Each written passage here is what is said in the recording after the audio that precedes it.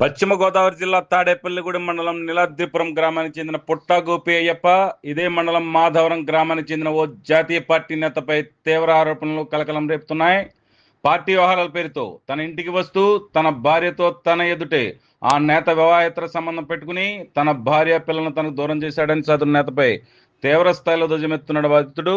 ఇక ప్రియుడి మోజులో పడి భర్తపై భార్యలు తిరుగుబాటు చేస్తున్న ఘటనలు అధికమవుతున్న ప్రస్తుత తరుణంలో ఇదే తరహా సీన్ రిపీట్ అయింది. ఈ విషయమై బాధితుడు తాడేపల్లిగూడెం రూరల్ పోలీస్ స్టేషన్లో ఫిర్యాదు చేయగా కేసు కూడా నమోదైంది. ఇక దీనిపై బాధితుడు అయ్యప్పతో మా ప్రతినిధి Sivaprasad face to face.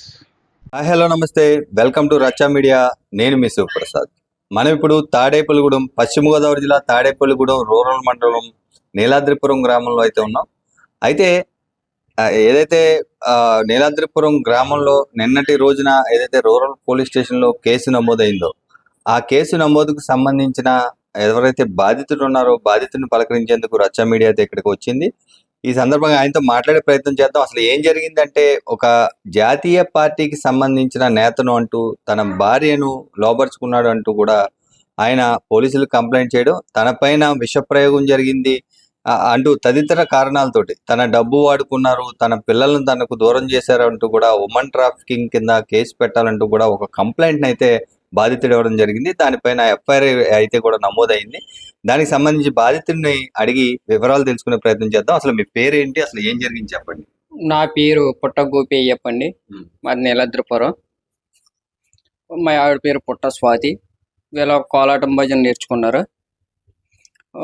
Naveen అబ్బాయి కోలాటం అదే వన్నూరెడ్డి నవీన్ బీజేపీ నాయకుడు అని వాళ్ళ ఊళ్ళో 3 సార్లు ప్రోగ్రాం ఇచ్చాడు. ప్రోగ్రాం ఇచ్చి బీజేపీ సభ్యతనికి వచ్చాడు మా ఇంటికి. అయితే చిన్న గొడవ అయ్యి మేము నీలాద్రిపురం నుంచి పెద్దపల్లి షిఫ్ట్ అయ్యాం. అక్కడ వీళ్ళకి ఎలా పరిచయం అయ్యిందో ఏంటో కూడా మనకు తెలదు. వచ్చేవాడు భోగిరెడ్డి ఆదిలక్ష్మి తీసుకొచ్చాడు. ఒకసారి ఆవిడ భోజనం చేసి వెళ్ళింది. ఆ అమ్మాయి ఇదే నేను పొద్దున్నే పనిలోకి వెళ్ళిపోండి, సాయంకాలం వచ్చేవాడిని. చూసినప్పటికే ఇంటికాడ ఉండిపోవడం. ఏంటని అడిగితే మామూలుగానే బీజేపీ సభ్యతనికి వచ్చాను, లేకపోతే లోన్ 1.5 లోన్ ఇస్తానన్నాడు, వాటి గురించి వచ్చాను మామూలుగా ఇవన్నీ చెప్పేవాడు.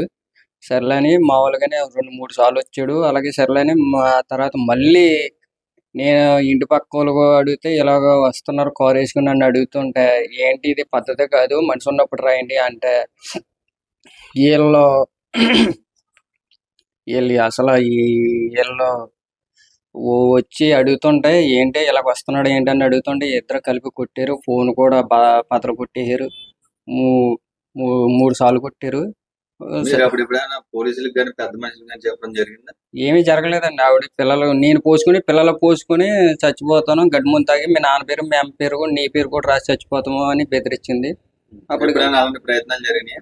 2021 సంవత్సరంలో గడ్డి ముందు తాగింది ఆవిడ. అసలు మేమేమనలా. సో ఏమో మరదలే మేనమామ కూతురు మరదలు ఏమనలేదు. అప్పుడు తాగింది.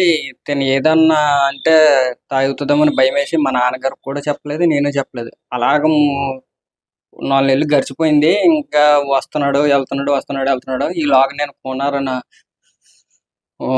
నరేందర్ రెడ్డి గారని ముప్పుడు నరేందర్ రెడ్డి గారని కావుతూ ఉన్నాను. ఆయన అదే నెలకి 20,000 చూడు. పొద్దున వెళ్ళి మళ్ళీ మార్నింగ్ వచ్చేవాడిని. ఈయన 7ంటికి వచ్చి ఇంకా మార్నింగ్ 9ంటికి వెళ్ళిపోడు. నేను ఉండగానే పాలు అయితే తెచ్చి మంచినీళ్ళు అయితే తెచ్చి ఏంటి ఇది అని అడుగుతుంటే రెస్పాన్సిబిలిటీ ఏమీ లేదు, ఎడాకులు అని అంటాడు. ఏ మొత్తం ముందు పెట్టాడో తెలదు. ఆయన మాయల్లో పడిపోయింది. ఇదండి పిల్లల పరిస్థితి.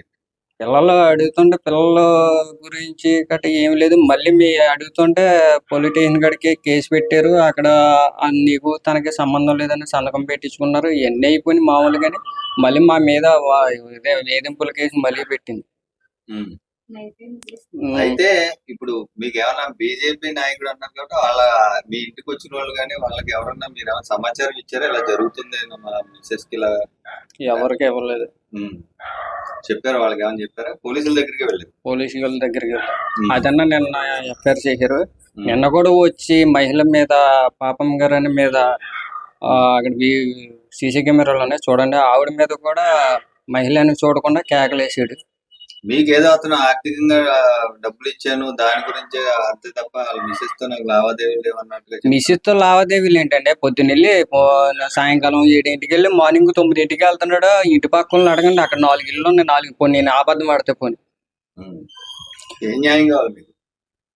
న్యాయం అదే న్యాయం చేయాలి. ఇటువంటి మా ఇంట్లో ఆడపిల్ల అయింది, రేపు పొద్దున బయట ఆడపిల్లకు అవ్వకూడదు ఇలాగా. ఉమ్.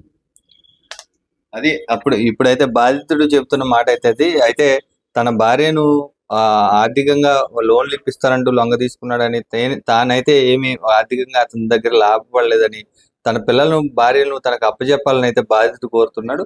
అయితే ప్రస్తుతానికి కాపురం మాట ఎలా ఉన్నా కానీ ప్రస్తుతం కేసు నమోదు చేసిన విషయంలో ఆ భార్యతో సహా పిల్లలు ఎలా ఉన్నారనే ఆందోళనలో అయితే బాధితులు ఉన్నారు. చూస్తూనే ఉండండి మీ అభిమాన ఛానల్ రచ్చ మీడియా.